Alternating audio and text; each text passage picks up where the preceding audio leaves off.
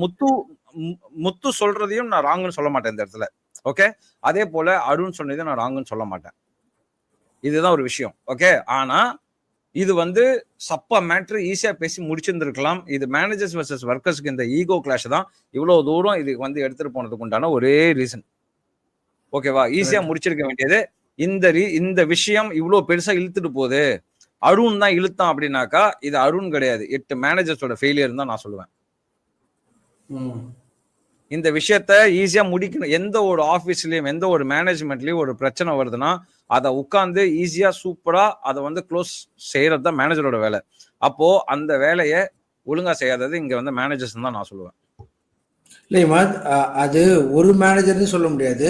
ஒரு எல்லா மேனேஜரும் சேர்ந்து ஒரு மேனேஜர் ரெப்ரசென்ட் பண்ணியிருந்தா இந்த வேலை கொஞ்சம் ஈஸியா முடிஞ்சிருக்கும் நான் ஃபீல் பண்றேன். அதுதான். ஆமா, அப்போ நீங்க ஒரு ரெப்ரசன்டேட்டிவ் நீங்க வைக்கிறீங்கல்ல, வேணும்னு நீங்க கேக்குறீங்கல்ல.